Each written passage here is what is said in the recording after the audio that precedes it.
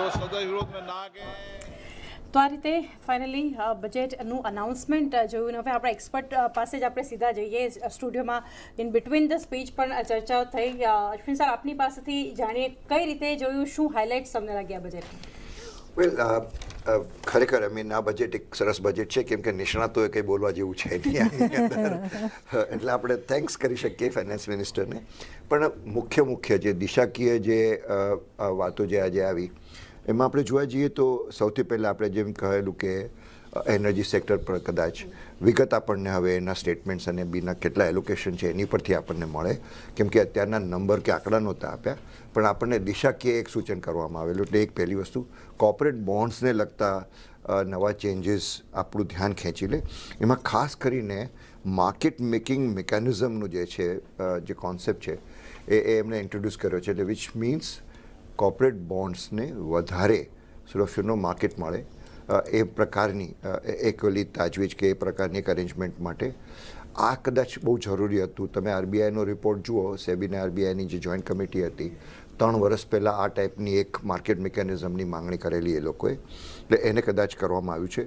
Semiconductors અને AI વિશે આપણને બિલકુલ કલ્પના હતી કે આવવું જ જોઈએ, અને એના એક દિશાકીય એટલી સૂચવવામાં આવ્યું છે. આપણે આંકડા જોઈએ કે એમાં કેટલા ફાળવવામાં આવેલા છે, પણ એક મહત્ત્વનું છે, ડેટા સેન્ટર્સ માટેના પ્રોવિઝન્સ પણ આપણું ધ્યાન ખેંચી લે છે, કેમ કે આપણે જોયું કે પાવરના બિલિંગ એટલે કે પાવરના ઇન્વોઇસિંગને એક આર્બિટ્રાજને કારણે ઇન્ડિયામાં જીસીસીસ અને ડીસીસ ડેટા સેન્ટર્સ અને જીસીસીસ મોટા પાયે આગળ આવી રહ્યા છે.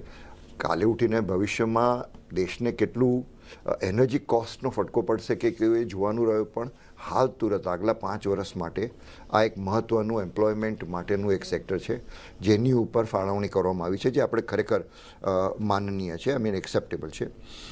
તે સિવાય ટેક્સટાઇલના ટેક પાર્ક્સની જે વાત કરી, એક આપણું ધ્યાન ખેંચી લે. પ્લગ એન્ડ પ્લેની અરેન્જમેન્ટ જે કેમિકલ પ્લાન્ટ્સની કરવામાં આવી એ પણ એક આપણું ધ્યાન ખેંચી લે.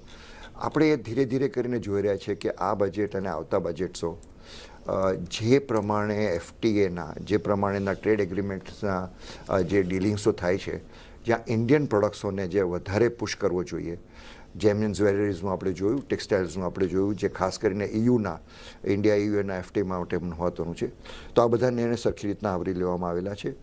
એનિમેશન સેન્ટરને બધા નાના સેન્ટર્સ જે ઘણી મોટી એમ્પ્લોયમેન્ટ આપે છે યંગસ્ટર્સોને, એની ઉપર પણ એક પ્રકારની ચર્ચા જોઈએ. આપણે બજેટની અંદર એક દિશાકીય એલોકેશનની આપણે વાત સાંભળી, એનિમેશન સેન્ટર્સો બનાવવાની વાત સાંભળી. એટલે આઈ થિંક જે અપેક્ષાઓ હતી દિશાકીય એ બધી આપણને મળી રહે છે. આંકડાઓ હવે આપણે વધારે વિગત વાંચીને આપણે જાણી શકીશું કરીને. ઓકે, તો ઓફકોર્સ એક રોડ મેપ મળ્યો છે. વધારે ઓફકોર્સ આપણે જ્યારે ફાઇન પ્રિન્ટ્સમાં વાંચવું પડશે, પણ આ માર્કેટ પર અત્યારના જો નજર કરો યોગેશભાઈ, ખાસું એવું અહીંયા નીચે આવતું આપણને દેખાઈ રહ્યું છે. નિયરલી તમને અહીંયા 1.5% દબાણ સેન્સેક્સમાં, નિફ્ટીમાં પણ 1.5% ઉપરનું દબાણ જોઈ રહ્યા છે. મિડકેપ તો સાવ ધોવાઈ ગયું, 3% અહીંયા દબાણ છે અને 1.5% દબાણ બેંક નિફ્ટીમાં છે. ફ્યુચર્સ પર એસટીટી લાગી ગયો વધારે. કઈ રીતના માર્કેટ જોશે આ બધાને? ડેફિનેટલી માર્કેટ થોડું ડિસઅપોઇન્ટમેન્ટ આવ્યું છે. There was some expectation on capital gains tax reduction. આપણે પહેલાં વાત થઈ હતી એ પ્રમાણે કે કદાચ ફોરેન ઇન્વેસ્ટર્સને એટ્રેક્ટ કરવા માટે એમાં થોડું ચેન્જીસ કરે, પણ એમાં કોઈ ચેન્જીસ આવ્યા નથી. અને ઇનફેક્ટ ડેરિવેટિવ માર્કેટમાં એસટીટીનો જમ્પ લાવવામાં આવ્યો છે. અને ઓફકોર્સ અત્યારે વધારે ને વધારે વોલ્યુમ ઓપ્શન્સમાં થઈ રહ્યું છે.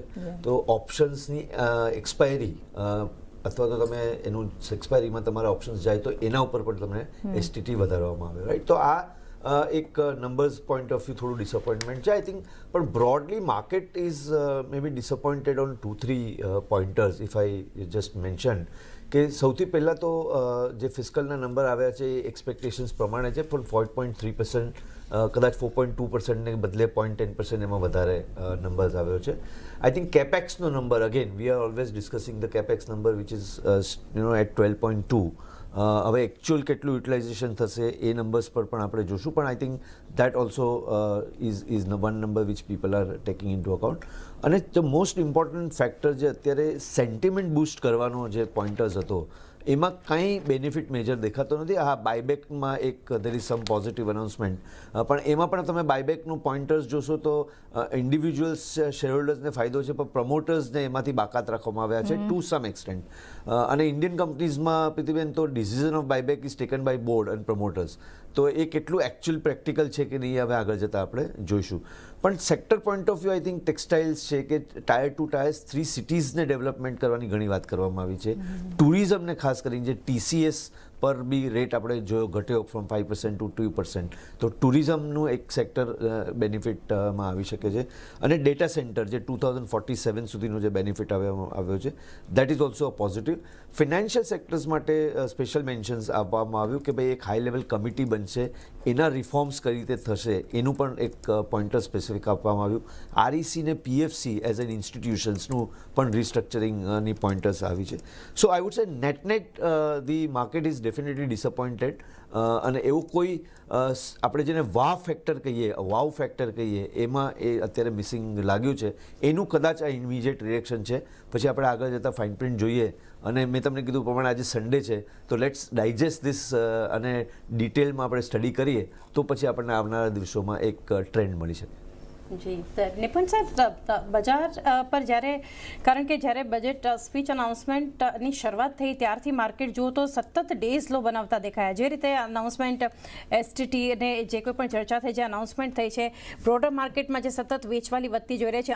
ઇનફેક્ટ અત્યારે પણ જુઓ જે એક નેગેટિવિટી બજારમાં એક જે સેલિંગ આપણને જોવા મળી રહ્યું છે, કઈ રીતે તમે અનાઉન્સમેન્ટને જોયું ને ક્યાંથી પ્રેશર આટલું માર્કેટ પર બની રહ્યું છે? So broadly, I think lower than expectation budget ગણી શકાય.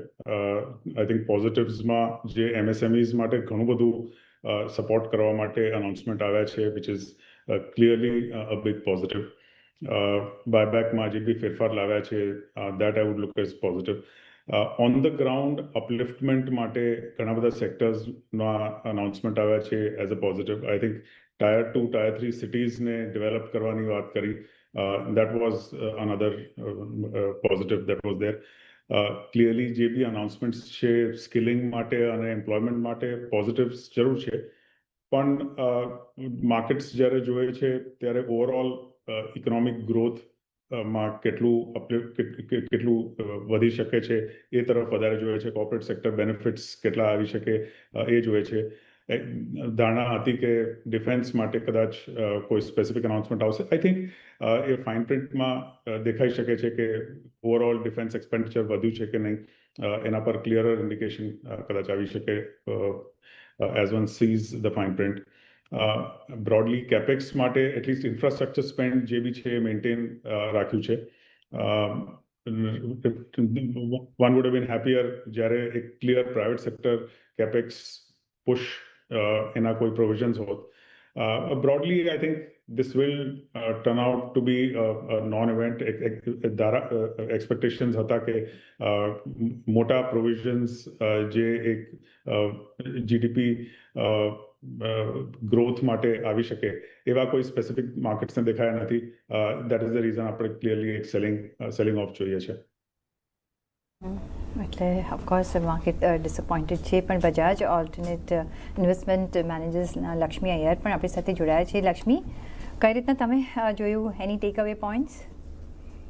આઈ થિંક પ્રીતિ, યુઝ્યુઅલી હમણાં એક ટ્રેન્ડ થઈ ગયું છે કે બજારમાં જે પણ એક્શન થવું જોઈએ એ ઇવેન્ટના પહેલા જ થઈ જતો રહેવા જોતા મળીએ આપણે. તો એટલે આજની તારીખમાં પણ આજે બજેટનું જે ઓલમોસ્ટ જે પણ એક્સપેક્ટેશન્સ હતું એટલે માર્કેટના તરફથી ન્યુટ્રલ ટુ મે બી એક બે ભાગમાં તો માર્જિનલી ડિસઅપોઇન્ટિંગ છે. ફોર એક્ઝામ્પલ તમે જોશો કે ગ્રોસ બોરોઈંગ પ્રોગ્રામ જે મેં તમને કીધેલું બજેટની પહેલા કે 16 લાખ કરોડ અથવા 16.5 લાખ કરોડની રેન્જમાં હોય તો કદાચ માર્કેટ માટે, બોન્ડ માર્કેટ માટે કદાચ પોઝિટિવ હોય, પણ ઈ 17.2 લાખ કરોડ આપ્યું છે. સો દેટ ઇઝ મારા હિસાબે એક negative.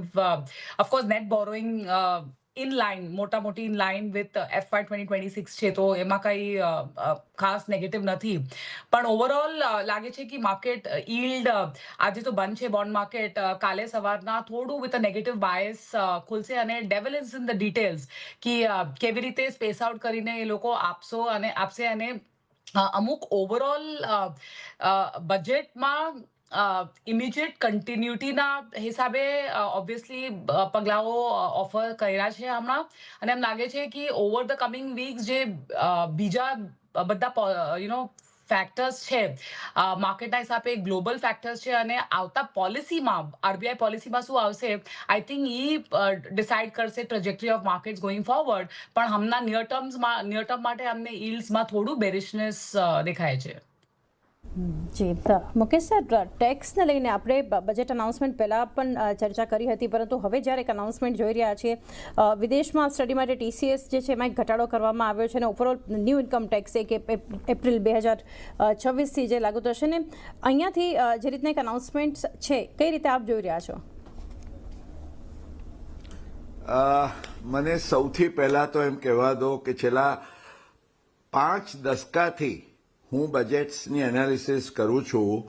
Four the first time ever I am really most disappointed and shocked to say કે પ્રેક્ટિકલી ઝીરો ટેક્સ રિલીફ સાથેનું ડાયરેક્ટ ટેક્સીસને લાગે વળગે છે ત્યાં સુધીનું કોઈ અંદાજપત્ર હોય તો એમાં આ મોખરે કહી શકાય એવું અંદાજપત્ર છે. દેર is a difference between a tax relief અને ટેક્સ પ્રોસિજરના સિમ્પ્લિફિકેશનમાં. જો આજે હેડલાઇન્સમાં એમ આવે કે TDS TCS એમાં સુધારો થયો, હવે પરદેશ જવું હશે તો ઓછા પૈસા લાગશે, આ છે તે છે, આમાં ભરમાઈ જવા જેવું નથી. તમને એમ પણ TDS TCS કપાતો તો એ તમને જોઈએ તો પાછો મળતો હતો, હવે ઓછો કપાશે કે NRI માટેની અમુક પ્રોસિજરલ રિલીફ થશે. I think that is no relief. The only relief, and it is most unfortunate, કે તમારે મોટર એક્સિડન્ટ ક્લેમ ટ્રાઇબ્યુનલ માં તમને કોઈ વળતર મળે વ્યાજનું તો એને તમે એક્ઝમ્પ્ટ ગણો. I think this is a matter of shame. The direct taxpayers, income taxpayers have been truly let down. આજે એમ સમજો કે રવિવારની રજાની આખી મજા ખરખરી જો કરી નાખી હોય નાણામંત્રીએ આવકવેરો ભરતા કરદાતાઓ માટે, એમાં પણ આજે એ લોકોને કંઈક આશા એવી હતી કે ચાલો ભાઈ આ બીજી પ્રપોઝલ્સને કારણે જો માર્કેટમાં કંઈક ઇમ્પ્રુવમેન્ટ આવશે તો we will get some gain. પણ માર્કેટ્સ પણ they have reacted so negatively. The question is, એક સામાન્ય પગારદાર હોય કે પોતે ઇન્વેસ્ટમેન્ટ ઇન્કમ અર્ન કરનાર હોય, એને આજે દીવો લઈને શોધવા જાય તો પણ આ બજેટમાં ₹1ની રાહત નથી. સામાન્ય રીતે તો જ્યારે બજેટના પ્રવચનનું સમિંગ અપ થાય ને ત્યારે નાણામંત્રી એમ કહેતા હોય કે ભાઈ ડાયરેક્ટ ટેક્સની મારી રિલીફ્સનો નેટ ઇમ્પેક્ટ આટલો છે. તમે જુઓ આ વખતે પાર્ટ બીમાં ઘણું બધું આવશે એની વાત કરતા હતા, પણ અહીંયા ₹1ની વાત નથી. I think this is something which is really ડિસઅપોઇન્ટિંગ. અને સવાલ એ છે કે તમે નવો કાયદો લાવવાની જે વાત કરો છો એનાથી શું ફાયદો થવાનો છે? કારણ કે એમાં પણ એવી એક્ઝામ્પલ 1993ની અંદર જે ઇન્કમ ટેક્સની એક રાહત હતી કે માઇનર ચાઇલ્ડના કેસમાં ₹1500ની રાહત હોય, આજે તમે 2026માં પણ નવો કાયદો આવ્યો પણ એ ₹1500 ચાલુ છે. આ તો એક નાનો દ્રષ્ટાંત આપું છું. એટલે તમે AI થી કાયદાને લેંગ્વેજને સરળ બનાવવા પ્રયત્ન કર્યો છે, પણ એ સિવાય ₹1ની રાહત. I think this is truly as far as direct taxes I appreciate. Part એમાં એમણે વિકસિત ભારત માટેની ઘણી સારી વાતો કરી છે, પણ સવાલ એ છે કે ભારત વિકસિત થશે પણ જે કરદાતા પોતે આવકવેરો ભરે છે એનું ઘર વિકસિત થશે ખરું? This is the $1 million question. Yes મુકેશભાઈ આ વખતે આપણે જોઈએ તો આમ તો વી વર નોટ એક્સપેક્ટિંગ કંઈ પણ આ વખતે personal taxation point of view પણ તો પણ ઓફકોર્સ એક અહીંયા એક હોપ હોતો હોય છે ને એ પણ આપણે આજે મળતા જોયો નથી. એ ઘણું બધું પ્રોસિજરલ આપણે અનાઉન્સમેન્ટ્સ જોઈ છે. પણ સાથે જો અતુલભાઈ એક પાછું કેપેક્સ ટોટલ ફિગર 12.20 ચલો એ મોર ઓર લેસ આપણે જોયું છે કે સમવોટ સિમિલર રહ્યું છે, થોડું વધાર્યું છે. એક્સપેન્ડિચરમાં જોઈએ તો 53.50 લાખ કરોડ આઈ થિંક આવ્યા છે. ટોટલ નેટ ટેક્સ રિસિપ્ટ્સ આપણે જોઈએ તો 28.75 લાખ કરોડ. અને જો FY27નું net market borrowing 11.7 lakh net borrowing right. GDP expected 10% અને ડાયવેસ્ટમેન્ટનો 33,000 કરોડ. સો નો જેવો ટાર્ગેટ છે. કઈ રીતના આ નંબર્સ મેચ થઈ તમે જોઈ રહ્યા છો? એટલે મીન્સ ઇન્ફ્લેશન જે પ્રોજેક્ટેડ છે એ પ્રમાણે રહેશે એવું જ માનીને ચાલીશું 3%? ના, આરબીઆઈનું inflation projection you see Q1 માટે બહુ સ્પેસિફિક વાત કરીએ તો Q1 FY27 માટે આરબીઆઈનું પ્રોજેક્શન છે 3.9%, Q2 માટે 4%. એટલે ફર્સ્ટ હાફ 27 માટે આરબીઆઈનું પ્રોજેક્શન લગભગ એક ક્લેરિફિકેશન, ડાયવેસ્ટમેન્ટ 33,000 કરોડ હતું, આ વખતે 80,000 કરોડ છે. Okay. Projection for 26-27. Okay, so આ એક નંબરમાં ક્લેરિફિકેશન છે. હા, તો કમિંગ બેક કે જે આપણે વાત કરતા હતા, ગવર્મેન્ટે જે બી ટાર્ગેટ્સ નક્કી કર્યા, ગ્રોસ બોરોઈંગ, નેટ બોરોઈંગ, મારા હિસાબે ઇન્ટરેસ્ટનું પોર્શન જે છે એ લગભગ 14 લાખ કરોડની ઉપર જશે. 2025-26 માટે ઇન્ટરેસ્ટનો આંકડો આપણો 12.76 કરોડનો હતો. ઓન એન એવરેજ આપણે 1.5 લાખ કરોડનું એમાં ઇન્ક્રીઝ દર વર્ષે જોઈ રહ્યા છીએ છેલ્લા 1-2 વર્ષથી. તો 12.76 વત્તા 1.5 કરીએ તો લગભગ 14.25 લાખ કરોડ ફક્ત ઇન્ટરેસ્ટમાં જશે. અને આપણી જે નેટ બોરોઈંગ છે એ 11.7 લાખ કરોડ છે. એટલે આપણે આપણી બોરોઈંગ કરી અને વ્યાજ તો ભરતા જ હતા, હવે ઇન્કમમાંથી પણ વ્યાજ ભરવા લાગ્યા છીએ. અને એનું મુખ્ય કારણ એ છે જે નેટ બોરિંગ અને ગ્રોસ બોરિંગની વચમાં જે ડિફરન્સ છે એ 5.5 લાખ કરોડનું આપણું રીપેમેન્ટ આવી રહ્યું છે 2026-27માં. એટલે એના પૈસા એ ભેગા કરવા પડશે. રહ્યો સવાલ ઇન્ફ્લેશનનો અને જીડીપીનો, તો આરબીઆઈનું કહેવું બહુ ક્લિયર છે કે ફર્સ્ટ હાફમાં તમારું એવરેજ ઇન્ફ્લેશન 3.95% રહેશે, એટલે 4%. આપણે ગણી લઈએ કે 4%. તો જો આપણે 6.8%નું અચીવ કરવું હોય તો માની લો કે લગભગ 2-2.5% આજુબાજુ સેકન્ડ હાફનું ઇન્ફ્લેશન હોય તો આપણે માંડ સંઘ કાશીએ પહોંચે. નોમિનલ જીડીપી 10%નો કરવો હોય તો સેકન્ડ હાફમાં તમારે ઇન્ફ્લેશન 2.5%ની આજુબાજુ હોય તો થાય 2%ની આજુબાજુ, નોટ ઇવન 2%ની આજુબાજુ. તો 2 + 4 = 6, અડધો કરો એટલે 3.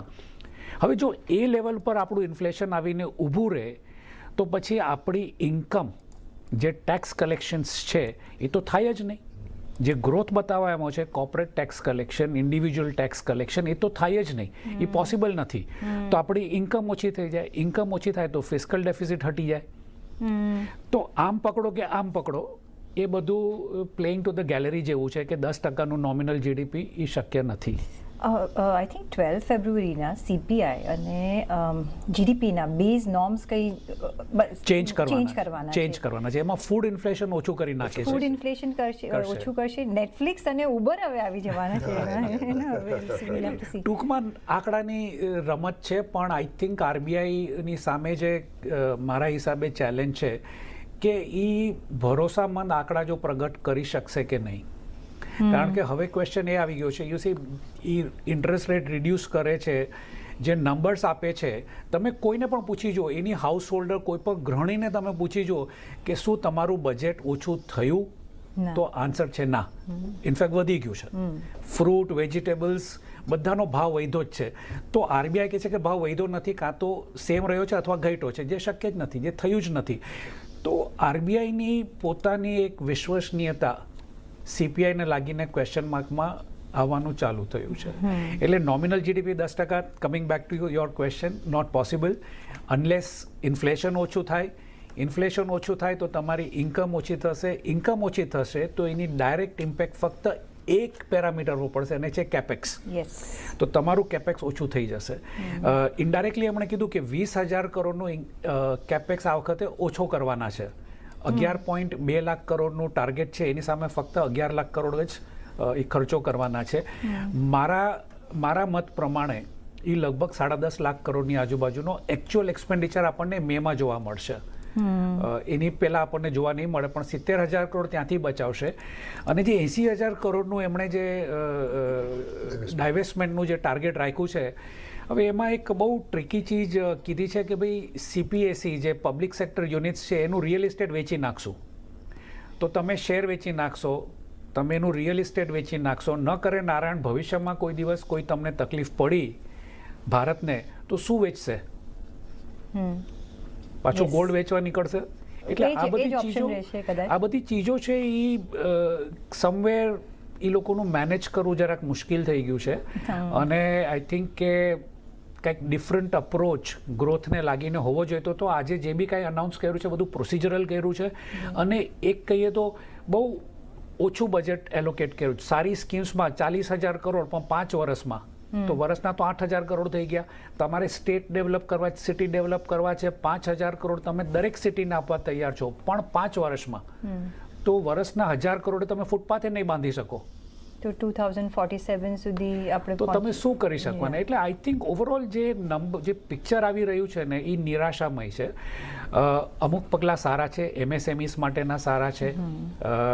બીજા 2-4 પગલાં છે જે કોર્પોરેટ બોન્ડ માર્કેટને લાગીને સારા છે, મ્યુનિસિપલ બોન્ડ માર્કેટને લાગીને સારું છે. પણ આખું ડેટ ડ્રીવન ગ્રોથ થઈ રહ્યું છે કન્ટ્રીનું અને સિટીઝનું. It's not a good sign long ટર્મમાં. દેવેશ વકીલ પણ આપણી સાથે જોડાયેલા છે. તો દેવેશ સર, કઈ રીતે અનાઉન્સમેન્ટ, જો કે માર્કેટે એક રિએક્શન આપ્યું, અત્યારે જોઈ રહ્યા છો દેવેશ સર, માર્કેટ ઇનફેક્ટ નીચલા લેવલ્સથી ખાસી રિકવરી પણ બતાવી રહ્યું છે, પરંતુ જે એક ડેઝ લો પર જોઈ રહ્યા હતા માર્કેટ, ત્યાંથી સુધાર છે. પરંતુ અનાઉન્સમેન્ટ પોઝિટિવ નેગેટિવ કઈ રીતે તમે જોઈ રહ્યા છો?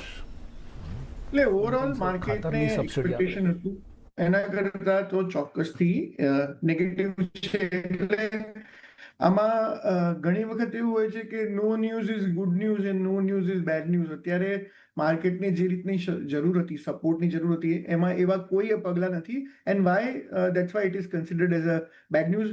STT વધ્યો છે FNO માર્કેટમાં, એટલે જે કેપિટલ માર્કેટના પ્લેસ છે એમના માટે ક્લિયરલી વોલ્યુમ ડાઉન જશે અને નેગેટિવ છે. ડિફેન્સમાં એક્સપેક્ટેશન હતી કે કદાચ એક્સપેન્ડિચર અને અલોકેશન વધશે, એ આવ્યું નથી. FIની લિમિટ કે કંઈક એવું વેલ્યુ અનલોકિંગનો પ્લાન આવે, કંઈ એવું ડિસઇન્વેસ્ટમેન્ટનું એક બજેટ વધાર્યું છે, બાકી કોઈ એવું મોટો પ્લાન નથી. કેપેક્સનો જે નંબર છે FY27નો એ બી અમારા એક્સપેક્ટેશન કરતાં ઓછો છે. અને આ બધા સાથે એટલે માર્કેટમાં ઓલરેડી મેટલ્સમાં વોલેટિલિટી હતી, ગ્લોબલ સેન્ટિમેન્ટ વીક હતા. અને જાન્યુઆરીનો જે GSTનો નંબર હતો એ પણ એવું કંઈ ખાસ હતું નહીં. આપણી કરન્સી ઓલરેડી વીક છે.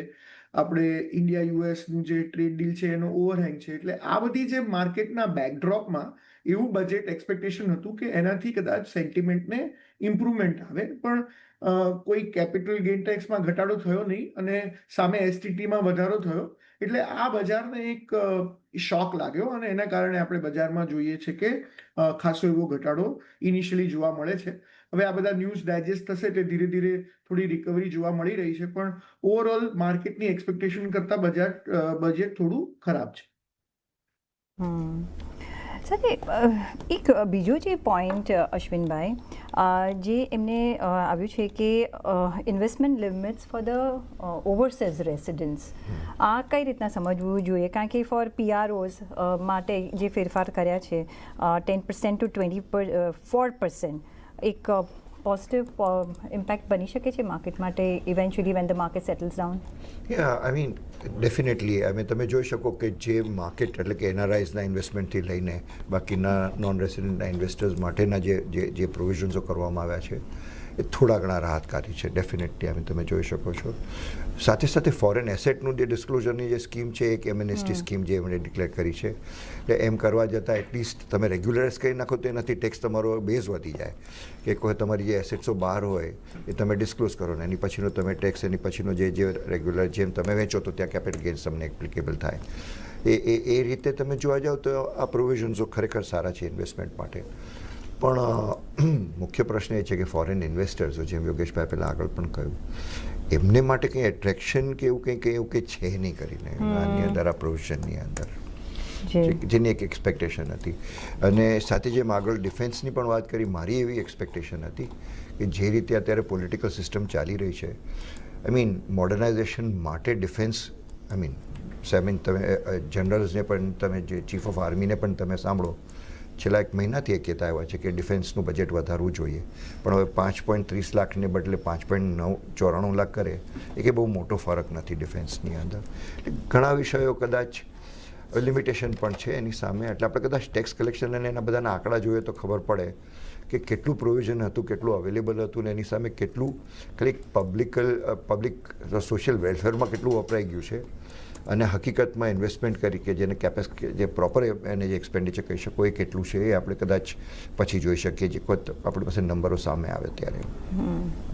યોગેશ સર, એક જે ડેટા સેન્ટર તમે પણ મેન્શન કર્યું ને, જે એક અનાઉન્સમેન્ટ અહીંયા ટેક્સ હોલિડે ટિલ 2047 કોઈ પણ ફોરેન કંપનીઝ જ્યાંથી ક્લાઉડ સર્વિસીસ ઇન્ડિયન કસ્ટમર્સને પ્રોવાઈડ કરે છે, કઈ રીતે એક અનાઉન્સમેન્ટ તમે જોયું? તો એ definitely it's a need of the future. અને જે હિસાબે જીસીસીનું ઇન્વેસ્ટમેન્ટ થઈ રહ્યું છે વર્લ્ડ ઓવર, તો we also have to provide some benefits for the foreign companies to set up the shops in India, right? તો એને રિલેટેડ આ પ્રોવિઝન્સ આવ્યું છે. અને યસ, ટુમોરો આ પર્ટિક્યુલર વસ્તુને કારણે જ તમારી જે ટેકનોલોજી છે ડેવલપમેન્ટ એના ઉપર જ આધાર રાખવાની છે. તમે જો આજે એઆઈની વાત કરતા હોય તો એનો બધો આધાર તમારો ડેટા સેન્ટર્સ પર જ રહેવાનો છે. તો એ વસ્તુ છે. પણ અતુલભાઈ કીધું પ્રમાણે 40,000 crore over a period of time તમે કરશો તો પછી then it is getting some difficult number, right? So this number should be reasonably higher for attracting that kind of a foreign capital. But yes, જેને આપણે કહીશું કે ભાઈ શરૂઆત તો કરવામાં આવી છે, તો that is the definitely a very very strong positive from those stand point of અને સ્પેસિફિક કંપનીઝ. ઓફકોર્સ અત્યારે લિસ્ટેડ સ્પેસમાં ડાયરેક્ટ ઓપોર્ચ્યુનિટીઝ ઓછી છે, બહુ સિલેક્ટ કંપનીઝ છે, કદાચ 5-10 કંપનીઝ હશે. પણ yes, over a period of time V May see this particular centre coming up. અને એને કારણે જે વેલ્યુ ચેનમાં જે પણ કંપનીઝ આવશે, સી એક વસ્તુ સમજો, ડેટા સેન્ટર એક સેટઅપ થાય છે તો એમાં એન્સિલરી બિઝનેસીસ ઘણા બધા ગ્રોથ થતા હોય છે. So there also there is a very good opportunity, અને એમાં ઘણી બધી કંપનીઝ હોય છે from the Indian listed space. તો એ પણ સ્મોલર કંપનીઝ હશે, કદાચ મિડ કેપ્સ હશે, એના ઉપર આપણે બોટમ અપ રિસર્ચ કરીને એના પર ધ્યાન રાખી શકાય ફ્રોમ ઇન્વેસ્ટમેન્ટ પોઈન્ટ. જી, એક બાયબેક પર એક ક્લેરિફિકેશન આપણે લઈ લેવું જોઈએ. Maybe for the individuals maybe it means positive, but એમને પ્રમોટર્સ માટે એના પર ટેક્સ લાગ્યો છે, સો દેટ એનો ગેરયુઝ ન થાય. કઈ રીતના બે રીતે જોવું જોઈએ. આઈ મીન, એક તો એ છે કે પ્રમોટર્સ જ્યાં સુધી, આઈ મીન એમાં પણ આંકડાઓ ડિસાઇડ કરશે, એનું એક્સટેન્ટ કેટલું બાયબેકનું છે એની પર પણ આધાર રહેશે, જે ટેક્સનું જે નવું માળખું ઊભું કર્યું છે એમાં. અને બીજું આપણે એ જોવાનું રહે કે આઈ મીન થિયરેટિકલી, એટલે માળખીય રીતે, structurally, I mean promoter insider trader જ છે. I mean in the sense એ મિસયુઝને, બાયબેકને મિસયુઝ કરી શકે, આઈ મીન કરતા હોય છે એવું જરૂરી નથી, પણ કરી શકે કરીને. એટલે આ વસ્તુની અંદર થોડો કંટ્રોલ લાવવાનું તો જરૂરી હતું. ઇન્ડિવિજ્યુઅલ્સ જ્યાં સુધી સવાલ છે, જેમ યોગેશભાઈએ કહ્યું એ પ્રમાણે, બોર્ડનું ડિસિશન છે, પ્રમોટરનું ડિસિશન છે બાયબેક કરવાનું, એમાં જે ઇન્ડિવિજ્યુઅલ્સો પાર્ટિસિપેટ કરે, એમાં જે કેપિટલ ગેઇન્સ થાય એની જે રાહત છે, એટલે જે 33%ની જગ્યાએ જે 22%ની જે અત્યારના પ્રોવિઝનની વાત કરી છે, એ ડેફિનેટલી કંઈક હિસાબે ફાયદાકારક છે કરીને. ડાયવેસ્ટમેન્ટનું પણ મને એક પ્રશ્ન ખાલી એટલો હતો કે 80,000 કરોડની વિગતો જો આપણી પાસે હોય, કેવી રીતના શું ડાયવેસ્ટ કરવા માંગે છે, તો કદાચ આપણે એની વધારે ચર્ચા કરી શકીએ. ને ક્વિકલી ડેટા સેન્ટરનો આખો પ્રશ્ન જુદો છે. ડેટા સેન્ટરની અંદર કદાચ ઇન્સેન્ટિવથી વધારે ઇન્ફ્રાસ્ટ્રક્ચરની જરૂરત છે. ડેટા સેન્ટર્સ તમે જુઓ, આઈ મીન મોટાભાગના ડેટા સેન્ટર્સ અત્યારે 4 કે 5 મોટા ગ્લોબલ ડેટા સેન્ટર્સ ઇન્ડિયામાં ઊભા થયા છે, મુંબઈમાં એક યોટા છે, ગુડગાંવમાં છે, પુનામાં છે. આ બધા જે સેન્ટર્સો છે એ ઇન્ફ્રાસ્ટ્રક્ચર એટલે કે સ્કિલ્સને માંગણી કરે છે અને સાથે સાથે બાયર્સોની માંગણી કરતા હોય છે જે પોતાના સર્વર્સો મૂવ કરવા માટે ડેટા સેન્ટરની અંદર કરવા માટે તૈયારી રાખતા હોય છે. એટલે કદાચ ટેક્સ કન્સેશનને છોડીને જો પ્રોસિજરલ પણ જો સારું એવી રીતના એ લોકોને અવકાશ મળે અહીંયા આવવા માટેનો, તો that's also to my mind a good enough initiative. Data સેન્ટર્સનું આ વર્ષમાં તમે જુઓ યોટાએ અનાઉન્સ કર્યું, પબ્લિક ઓફરિંગ કરી રહ્યું છે. એટલે આ આપણે આ એક દિશાકીય છે. આમાં તો વધારે ને વધારે જ ગ્રોથ થવાનો છે definitely. It's a good beginning. It's a good beginning, I would certainly say that. જી ડીઆર ચોકસી, ફિનસર્વના દેવેન ચોકસી પણ હવે આપણી સાથે જોડાઈ ગયા છે. દેવેન સર, કઈ રીતે આ બજેટ અનાઉન્સમેન્ટ જે છે તમે જોયું છે, ક્યાં એવા પોઝિટિવ પોઈન્ટ્સ તમે જોયા છે કે ક્યાંથી એક નેગેટિવ સરપ્રાઇઝ તમે જોઈ રહ્યા છો? ઓવરઓલ સમજીએ આ બજેટને. So at the outset, I think to me, budget is back to basic and budget is back to balancing of the economy and growth. કારણ કે આઈ થિંક જે રીતે એમ્ફોસિસ મૂકવામાં આવ્યું છે, આઈ થિંક જે main important data points direct expenditure અને income બંનેની વચ્ચે આઈ થિંક એક ગવર્મેન્ટે આઈ થિંક ખરેખર એલોકેશન માટેની જે પ્રાયોરિટી આપી છે એ ઇન્ડસ્ટ્રીને બહુ સરસ રીતે આપી છે અને ઇન્કમને કન્ઝર્વેટિવલી બતાવી છે, બજેટેડ ઇન્કમને કન્ઝર્વેટિવલી ગ્રોથ થતી બતાવી છે, ઇન્ક્લુડિંગ જીએસટી કલેક્શન્સ, અને એક્સપેન્ડિચરને એગ્રેસિવલી અકાઉન્ટેડ થતા બતાવ્યા છે, which two my mind I think is a very basic principal that you always underestimate I think what you can earn, but you always I think provide for maximum amount of expenditure that you want to make. આ જે ratio જે ગવર્મેન્ટે put up કર્યો છે is a very fine ratio in my view point. So I think we'll talk more about it in detail. Second most important part I think from ઇન્ડસ્ટ્રીના allocation point of વ્યૂથી જોવા જઈએ, એક એલોકેશનની અંદર I think the angle has been kept for I think creating employment, for creating the amount of money or giving amount of money in the hands of people for I think in the allocations in every scheme that they provided, be it agriculture, be it SME, MSME, be it into the main industry like even capital intensive industries like data center. I think તમે જ્યારે 2047 સુધી data centre જેવી એક્ટિવિટીને તમે tax exemption આપો, can you imagine I think the amount of money which can come into the country.